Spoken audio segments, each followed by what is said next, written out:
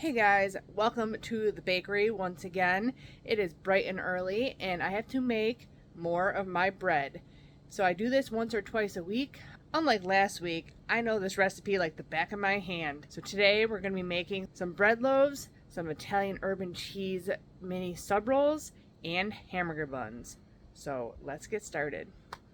So everything in the bakery is about efficiency, so I've gotten this down to a science, and it took me a long time to get here, but I'm going to show you exactly how I make a 6 times batch every time I make my bread. When I come in, first thing I do is I turn on a pot with a little bit of water in it, and I come over and grab a big mixer bowl and put it on there to start warming up. This just makes the yeast bloom faster, like I did in the original low carb bread video. I'll link it up there if you just want to go watch that one. I put my yeast in front of the stove with the hot air blowing out, like on top of the burners, to make it bloom faster. So that's what I'm doing here. And then I use quart containers a lot to measure things. So I know I need 2 quart containers full, 876 grams of water each, and it should be between 95 and 105 degrees. 101, and I know I need to be almost up to the rim. There we go, close enough. 101 and 103, perfect. Both into the bowl. Okay, and then I keep all my ingredients for my bread literally right here because I make this so often. So psyllium, salt, yeast, inulin, cream of tartar, and heavy cream. Okay, so I just use this measuring cup, and I know it's 36 grams of inulin. Obviously you're only going to make one batch of this. One batch makes 12 hoagie rolls, but this is times 6. Inulin in the water, and then the yeast. I think it's supposed to be 54, but I've been doing 56 and it works. Into the water. Mix, mix, mix. Let that bloom and keep an eye on it. You don't want it to go over 110 because that will kill your yeast, which I've done a couple times doing this water bath. So I always keep my thermometer handy. We're at 99, so we got a couple minutes before that gets too warm. As that goes, I get the rest of my ingredients. And I said I did a ton of tests on this. I found out you can add the psyllium husk with all the other dry ingredients. You don't have to do it first and it'll be fine. That's how I do it now. 1 tablespoon of cream of tartar, 1 tablespoon of sea salt. Get as fine as you can because I actually bought a brand that like made my bread kind of crunchy. So I bought a different one and it's better. 60 grams psyllium. And then I keep my egg white protein. I buy big bulk boxes down here and my allulose in a bucket here. I need 360 grams of allulose. It's usually one of these and then some more. Gotta buy another 20-pound box soon. 360. And then I need 600 grams of egg white protein. I am actually having trouble getting all the egg white powder I need. I ordered a 50-pound box last time and they only sent me 20 and charged me for 20. So I'm hoping that's not going to be a trend because I need my egg white powder. Okay, so that's it for that. At this point, I usually give this another whisk. Check the temperature on it. Getting fluffy and yeasty. 98. So I'm just going to turn this off because we're almost there. And the last thing I need is 144 grams of heavy cream powder. Not bad. I'd say that looks good. You got quite a bit of froth on top. Now, this took me forever to figure out. I literally have to time my whipping. Otherwise, it could be under-whipped or over-whipped. It took me, I probably threw out 15, 20 loaves of bread when I first started. Started on low. I just get it a little bit wet around the edges. All that in there. Started on 1, go to 2. and I time it. I said in the video, the original video, it could take anywhere from, I think I said 5 to 8 minutes. It could even take 10 to 15 minutes. It all depends on how fast your mixer's going. Now while that's going, I prepare my pans. I have, these are, I don't know, some off-brand from Amazon, but they're the biggest ones I can find. They're like 9x5s, 9.5 by 5.5, something like that. And I figured out that without parchment, and they end up like sticking a little bit to the insides of this, and they don't shrink at all. If I put parchment, they sometimes shrink. But these are getting to the point where they're getting worn, so they're starting to like make like burnt parts on the bread. So now I have to line some of them with parchment. Get all these done while you're whipping. I just cut strips on the parchment paper, spray it down. I don't like to have a lot of flap up top because it gets into the batter and messes it up. Anything, I just do the center line if I can get away with it. This one, like only like this side is kind of messed up. Not really worried about the other side too much. This one, I think I gotta do both. See how it's getting like brown in here?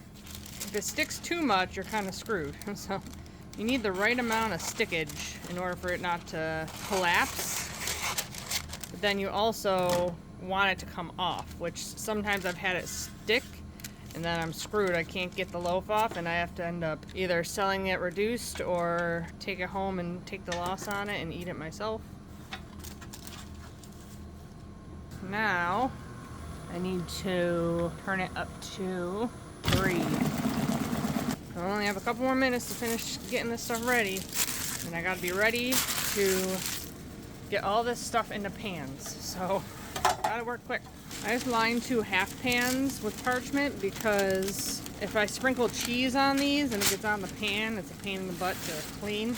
I bought these off Amazon. I'll link them below.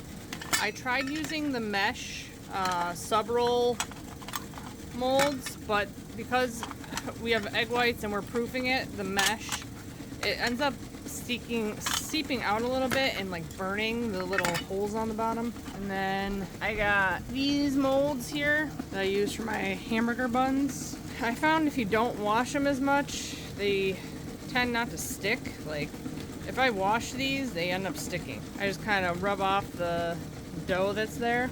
And then I'm gonna have 3 piping bags standing by with large holes cut in them. You can also just do Ziploc bags. You gotta be ready to pipe and scoop our buns as soon as this is done. Scoop our buns. I'm using this big scooper. We're ready to go. Okay, my timer just went off. I add the heavy cream powder right in the middle. Turn it down to 1. Whisk it for a little bit. Turn it to 2, and then turn it to 3 for a couple seconds. Turn it off. Take it over here. Whew. As much of the dough off as you can. And then I give it a scrape down all the way around. A big bowl of bread dough. Now we take our piping bags here, fill them up.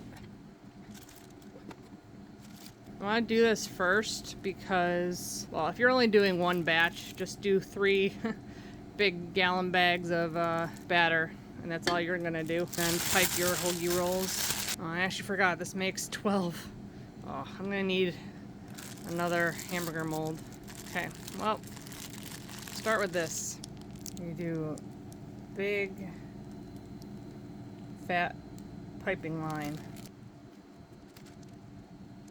If you do 4 piping bags like me, you should get 4 hoagie rolls out of each bag. Can't see what I'm doing.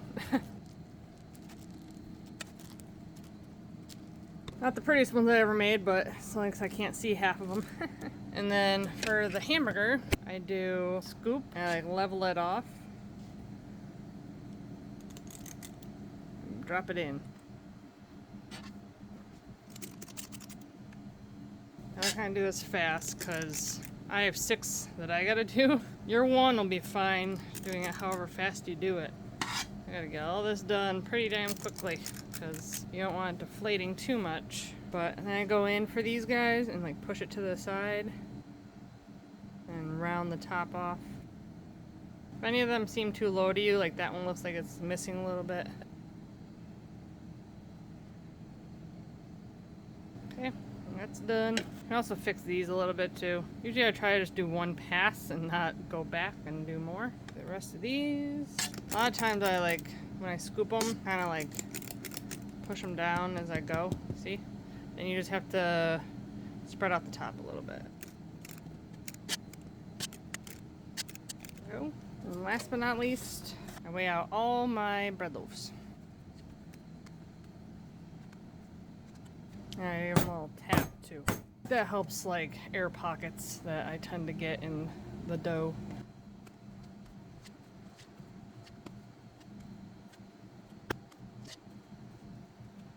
So I did that as quick as possible, so sorry if the camera was really shaky, but gotta get it all done quick. Then I just go in and squish it into the corners, mound it over the top.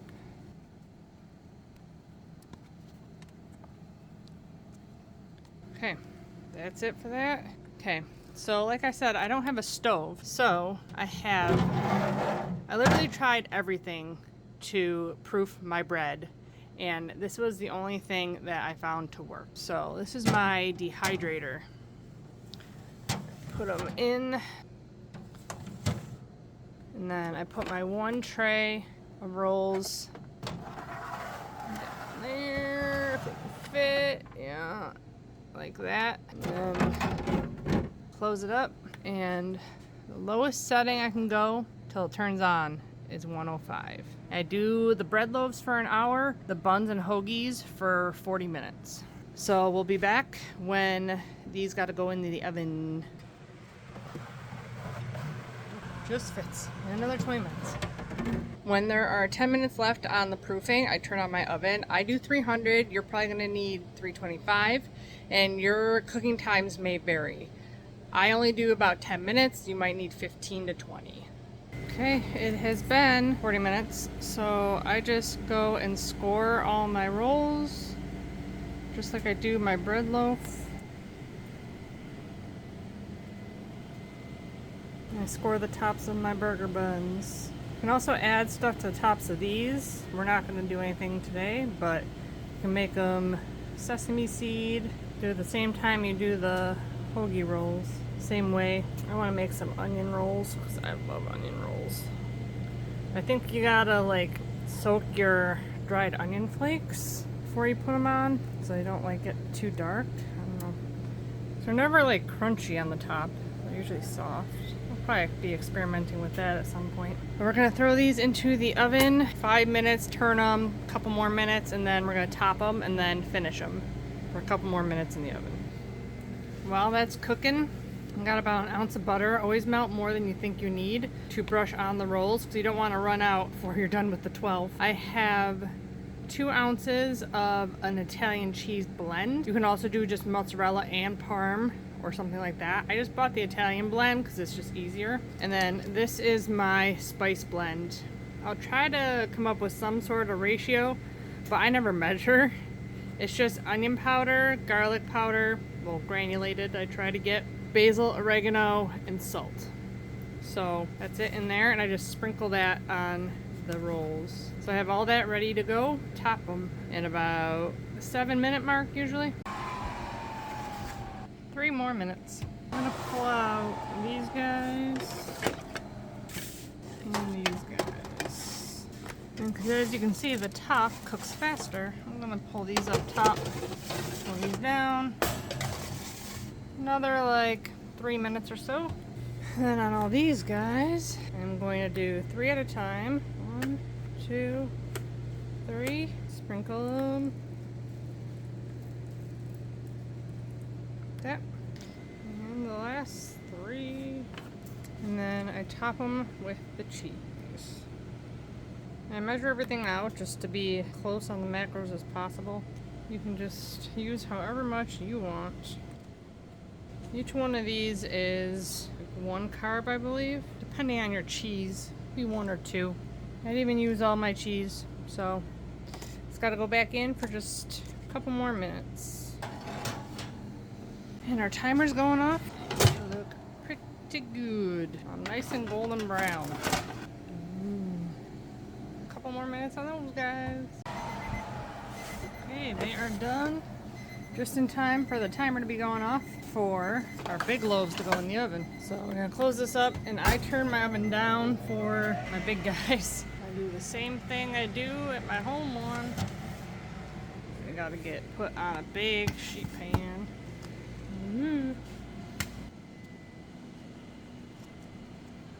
Okay, and these are going in the oven for, at my place, it's 38 minutes. Just follow my original recipe. Okay, everything's cool. Now we just gotta get everything out of here. You just slide them out like that. This is basically my idea of the Italian urban cheese rolls from Subway.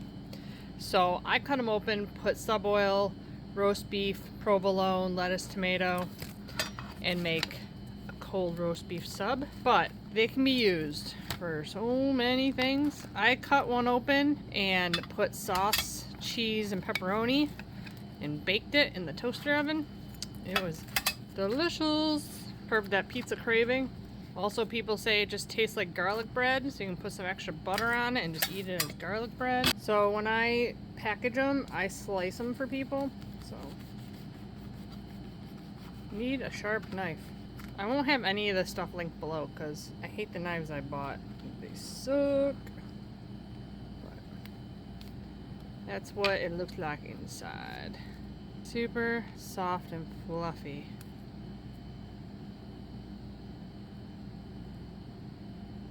It's the perfect little roll for a sandwich. And I'll pop out the hamburger rolls for you real quick. I'll link these below. I do like these silicone molds. They're good. So, little hamburger buns. And these guys I also slice.